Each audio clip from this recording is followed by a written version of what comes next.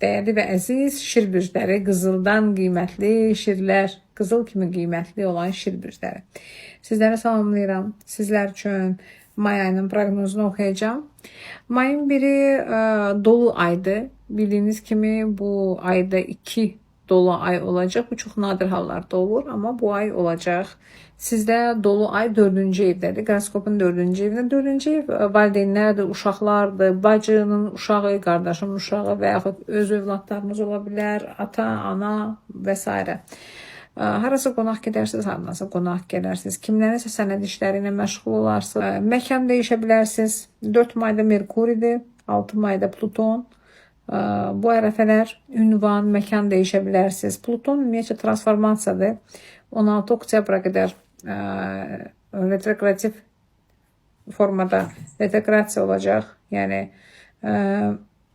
hansısa iş, hansısa sənəd işi, hansısa görəcəyiniz, tikəcəyiniz, quracağınız iş ola bilər. Yubanar 16-sına qədər, ondan sonraya düşər yoluna. 16 mayda yeni aydı. Yeni ayda adı üstünde yeni. Neyse yenilikler olar. Yeni nəsə alarsınız, neyse sifarişini verərsiniz. Nələrsə sizin üçün alarlar. 18 may Merkuridir. 19 Mars. Bunlar iki böyük planetlərdir. Tez hərəkətdə olmalısınız. Tənbəli etmək olmaz. Ümumiyyətcə bol qazanc çıxır sizlərə, hansı işlər, kurslar, yazı, pozu işləri. Bəzi şirlər ümumiyyətcə mayın 20'si Veneradır. Venera bilirsiniz gözəllikdir. Bu mayın 20'si ola bilərsiniz.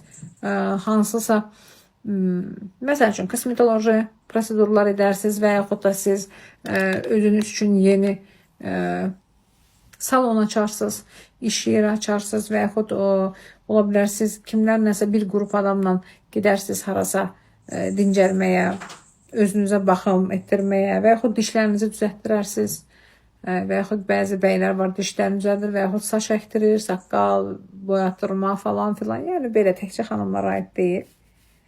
31 mayda gəlirəm. Polnaloniyadır, dolu aydır. Bu dolu ayda da Allah eləsin yaxşı şeylər eşidərsiniz, yaxşı bir işlərin üstü açılsın. Hansısa gizli qalan işlərin üstü açılar. Özünüz də heç nəyi gizlətməyin. Çünki nəyisə gizlədərsiniz, o yalanın üstü çıxar, üstü açılar.